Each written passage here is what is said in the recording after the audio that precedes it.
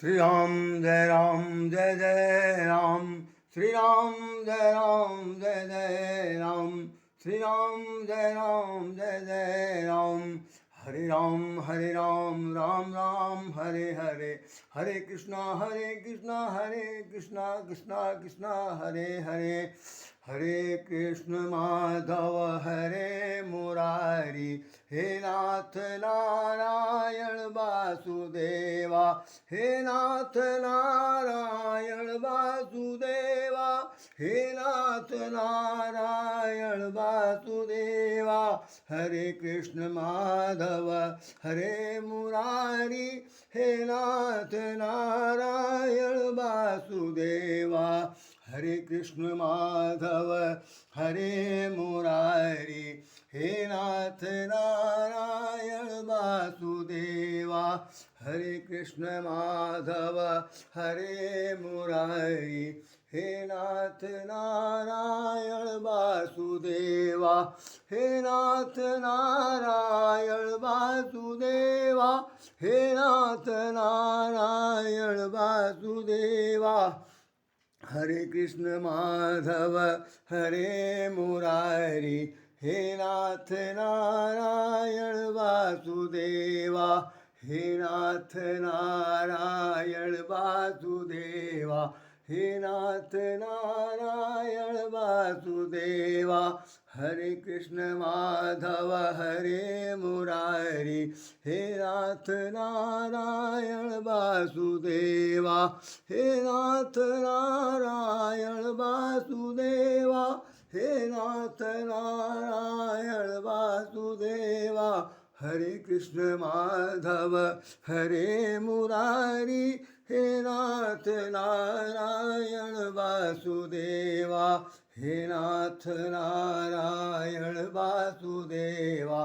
हे नाथ नारायण वासुदेवा। हे नाथ नारायण वासुदेवा। हे नाथ नारायण वासुदेवा। बोलिए श्री रामचंद्र महाराज की जय। बोलो श्री कृष्ण भगवान की जय। आज बहुत पवित्र और पावन दिन है। भगवान श्री कृष्ण के द्वारा के मुखारबिंद से कही गई भगवत गीता की आज जयंती है। पूरे संसार में जितने भी पौराणिक ग्रंथ हैं, जितने भी ग्रंथों में अपने अपने ढंग की जो अस्तित्व की रचना की गई है, उन सभी में गीता का एक सर्वोपरि स्थान है। और उस गीता भागवत को हम लोगों ने भिन्न भिन्न भाषाओं में अपने पास पाया है और उनके अस्तित्व को लोगों ने बहुत सराहा है, पढ़ा है। कोई ऐसा देश, मैं अन्य देशों की तो बात नहीं करता हूँ, लेकिन कुछ ऐसे बड़े बड़े देश हैं जहाँ पर गीता के श्लोकों को पढ़ करके लोग अपना कार्यक्रम शुरू करते हैं। यहाँ तक कि हमने देखा कि भी अमेरिका और अन्य कई ऐसे देश हैं जहाँ पर कि जब कैबिनेट बैठती है तो उस वक्त गीता के श्लोकों का अध्ययन का पढ़ा जाता है और उच्चारण किया जाता है, मंगलाचरण होता है, ब्राह्मण आते हैं, यहाँ तक कि गायत्री मंत्र का भी उच्चारण किया जाता है। गीता एक प्रकार का जीवन को एक मार्गदर्शन कराने वाली एक जबरदस्त मार्गदर्शिका है। ये मार्गदर्शिका है और इस गीता ज्ञान में जो कुछ भी भगवान ने लिखा है, भगवान ने जो कुछ श्री कृष्ण से कहा है, वो हमें आप सब लोगों को 3 भागों में बांट कर समझना है। हम आज आपके सामने सिर्फ भूमिका के तौर पर 2 शब्द कहना चाहेंगे। लाखों करोड़ों लोगों ने द्वापर युग की समाप्ति के बाद जितने भी इस धरती पर लोग आए हैं और आएंगे, आते जा रहेंगे, उनके करोड़ों मुखारबिंद से गीता के बारे में अपने अपने ढंग से व्याख्यान की गई। कोई ऐसा व्यक्ति नहीं था जिसने अपनी समझ को गीता के अंदर पिरो करके 2 शब्द कहने की चेष्टा न की हो।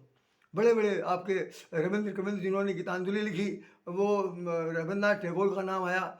श्रील जी जो इस्कान टेम्पल के बहुत बड़े संस्थापक और महात्मा सिद्धक हुए हैं और राधक हुए हैं, उन्होंने और उनके जो शिष्य थे उन लोगों ने बहुत पुस्तकें लिखी।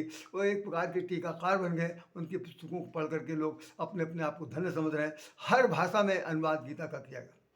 हम आज आपके सामने सिर्फ एक बात बताना चाहते हैं। मैं बहुत ही छोटा, बहुत ही तुच्छ व्यक्ति हूँ। कोई मुझे ज्ञान कुछ नहीं है, ना मुझे किसी प्रकार का कोई इस प्रकार का गर्व है कि मैं गीता के बारे में बोलने जा रहा हूँ।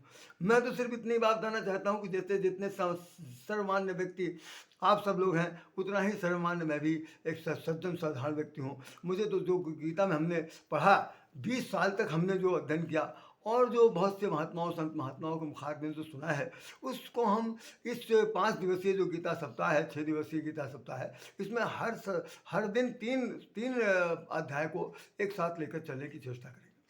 आज का जो हमने कहने की बात सोची है, वो केवल ये है कि इसमें गीता का वास्तव में भूमिका हमें बतानी है। इसका परिचय देने की मेरी चेष्टा की जा रही है कि सबसे पहले कोई ऐसा व्यक्ति नहीं है जो ये ना जानता हो कि भाई लड़ाई कुरुक्षेत्र में हुई। आप देखिए कि युद्ध किस प्रकार का होता है। युद्ध में दोनों प्रकार के देश सेनाएं इकट्ठा होती हैं और दोनों प्रकार की सेनाओं में दोनों पक्षों की सेनाएं इकट्ठा होती हैं और उसमें सिर्फ एक यही बात होता है कि हमें युद्ध जीतना है। जीत दोनों को चाहिए, हारना कोई किसी से नहीं जाता। और इसके लिए अस्त्र शस्त्र और क्या क्या चीज़ नहीं इस्तेमाल किए जाते हैं, ये सब प्रयोग होता है।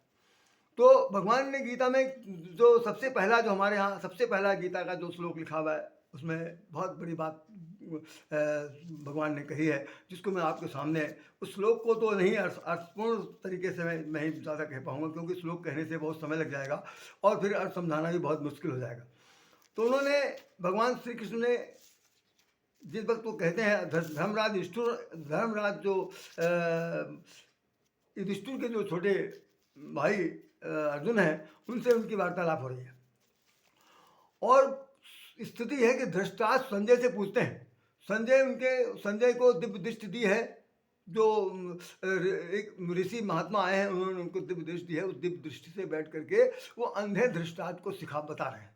क्या बता रहे हैं? वो पूछता है कि धर्म क्षेत्रे कुरुक्षेत्रे समावेता युष्त्वा मामका पांडवास्त्र चैव किम कुर्वत संजय।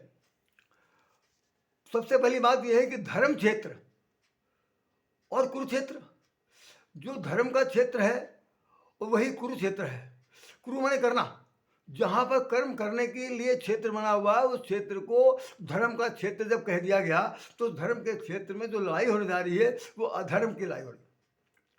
उस अधर्म के द्वारा धर्म को जीता जाएगा, यही सबसे बड़ी घटना।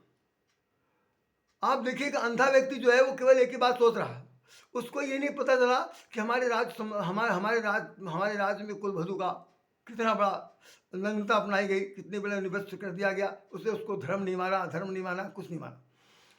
साथ साथ ये हुआ कि जिस वक्त जुआ खेला गया, जुआ खेलने में भी एक बहुत बड़ी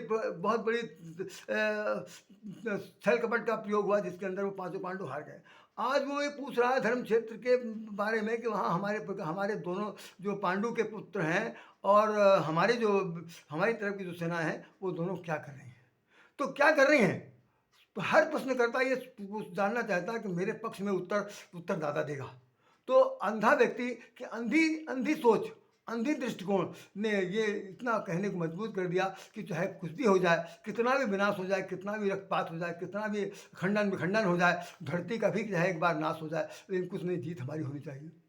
जब ये कलुष कामना जीवन में आ जाएगी, ये कलुष कामना जो हमारे जीवन के अंदर इस प्रकार समाहित हो जाएगी, जैसे आप अन्यथा नहीं लीजिएगा, मैं बहुत ही गंभीर बात बता रहा हूँ उस वक्त, कि हर व्यक्ति के पास, जितने लोग इस धरती पर बुद्धिजीवी पैदा हैं, सब लोगों के हृदय में हर व्यक्ति के जीवन में एक दूसरा, जैसे मैं अपने आप को कहूँ मेरा नाम राधेश्याम है, तो राधेश्याम के दिल दिमाग में भी एक दूसरा राधेश्याम भी बैठा हुआ, जो हमारे हित अनहित के बारे में भी सोच रहा है, हमको गलत दिशा में भी ले जा रहा, अच्छी दिशा में भी ले जा रहा, और नहीं ले जा पा रहा तो खूब जबरदस्त संघर्ष कर रहा।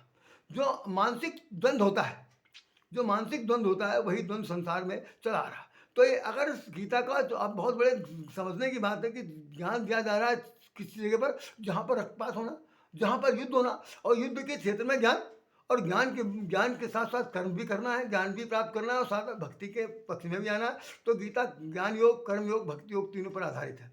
इन तीनों बातों को 18 अध्याय में भगवान अर्जुन को समझाया श्री कृष्ण ने कि भाई देखो, हम तुम्हें ज्ञान की बात करते हैं, हम तुम्हें कर्म करने की बात करते हैं, हम तुम्हें, अगर तुम नहीं कुछ कर सकोगे तो हम तुम्हें अंत में जो कहेंगे वो अंतिम वाक्य मैं अभी नहीं बताऊंगा कि वो क्या कहना चाहते हैं कि भक्ति में समर्पण किया जाता। तो भगवान ने गीता गीता के में के एक अध्याय में ये लिखा, 7वें अध्याय 8वें अध्याय में और 9वें अध्याय तक पहुँचते पहुँचते हम देखते हैं कि उसके अंदर भगवान ने कहा कि मैं स्वयं अर्जुन हूँ।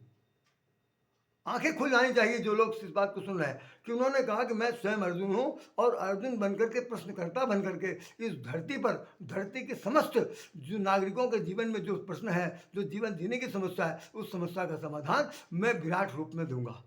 तो एक बार एक रूप में तो भगवान विराट रूप में प्रकट हो रहे हैं, दूसरे रूप में अर्जुन बन है, क्योंकि वहाँ दूसरा कोई जीव है नहीं पूछने पासने के लिए। ऐसी स्थिति में वहाँ भगवान श्री कृष्ण ने अर्जुन को जो उपदेश दिया, जो रास्ता बताया, जो तौर तरीका बताया, वो सिर्फ यह है कि जीवन कैसे जिया जा सकता है। इसके अंदर एक बात लिखी हुई है, हम लोग पहले दूसरे तीसरे अध्याय में पढ़ते हैं तो उसमें एक बहुत खास बात भगवान श्री कृष्ण ने कह दिया कि ये जो कथा है ये वास्तव में हमने सबसे पहले सूर्य नारायण को उपदेश दिया था और उन्होंने अपने पुत्र मनु को दिया और मनु ने फिर उन्होंने अपने पुत्र इक्ष्वाक को दिया। इक्ष्वाक के बाद राज ऋषियों ने इसको सुना, समझा, जाना और उसके बाद ये जैसे जैसे सृष्टि का निर्माण हुआ उसमें ये लुप्तीकरण हो गया। आज द्वापर युग में ये पहला अवसर आया है कि जब मैं तुमको ये वो गुप्त ज्ञान को देने जा रहा हूँ। अर्जुन ने भी ये प्रश्न कर लिया कि आप तो अभी पैदा हुए और अभी आपका जन्मदिन मनाया गया, भाई अब आप थोड़ा सा चलिए बड़े हो गए तो कोई बात नहीं, लेकिन तो आप तो इसी युग के हैं, कैसे आपने उपदेश दिया?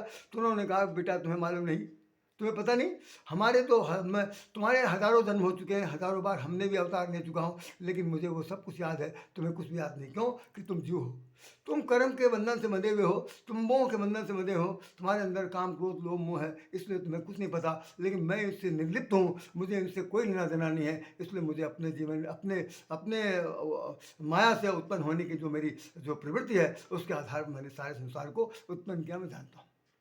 तो आप ये याद देख लीजिए, भूमिका के तौर पर क्या है कि भगवान श्री कृष्ण ने अर्जुन को ये स्पष्ट कर दिया कि वास्तव में जन्म हमारा भी हुआ है, तुम्हारा भी हुआ है, तुमको नहीं पता, हमको सब पता है। तो अर्जुन पूछता है कि मुझे आप बताइए कि आप मुझे बरगलाने वाली बात मत कहिए, मुझे कहिए क्या करना चाहिए, मुझे मेरा रस ले चलिए बीचों बीच में खड़ा कर।